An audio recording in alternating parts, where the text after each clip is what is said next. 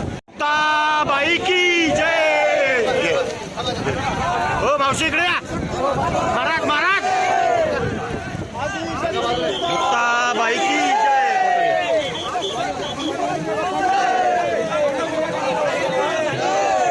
महाराज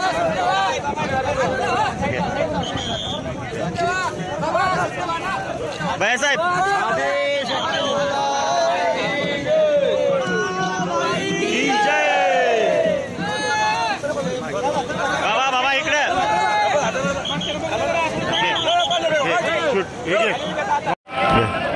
आदिशक्ती मुक्ताबाईच्या पालखी सोहळ्यातील पादुकांचं आज चंद्रभागा तीरावरती आगमन झालेलं आहे।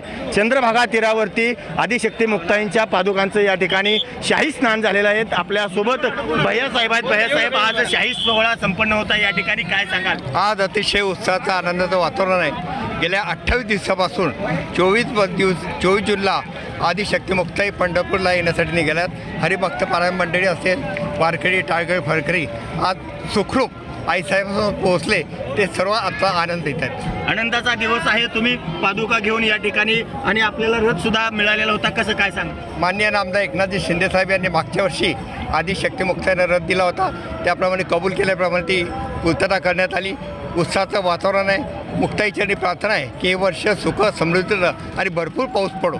विठ्ठलाच्या दर्शनाची आस प्रत्येकाला लागली आहे। कधी विठ्ठलाचं दर्शन होतं आहे। गेल्या महिन्याभरापासून आम्ही निघालो आहोत, विठ्ठलाच्या आश्रय निघालो आहोत। मुक्ताबाई सोबत असल्यामुळे आमचा प्रवास अतिशय सुखद झाला। राज्य शासनाने अतिशय चांगल्या पद्धतीने नियोजन केलं, सहकार्य केलं, त्याबद्दल देवेंद्र फडणवीस मुख्यमंत्री, उपमुख्यमंत्री सुनेत्राताई पवार यांचे मी आभार मानतो। आज वरुण राजा सुद्धा आदिशक्ती मुक्ताईंना हे विशेष बाब आहे। मुक्ताई 24 जूनला निघाल्या त्यावेळेस पर्जन्यवृष्टी फार मोठ्या प्रमाणात झाली। ज्या ज्या ठिकाणी मुक्ताईचा मुक्काम झाला त्या ठिकाणी प्रामुख्याने पर्जन्यवृष्टी असते, हे प्रामुख्याने मुक्ताईचं वैभव आहे।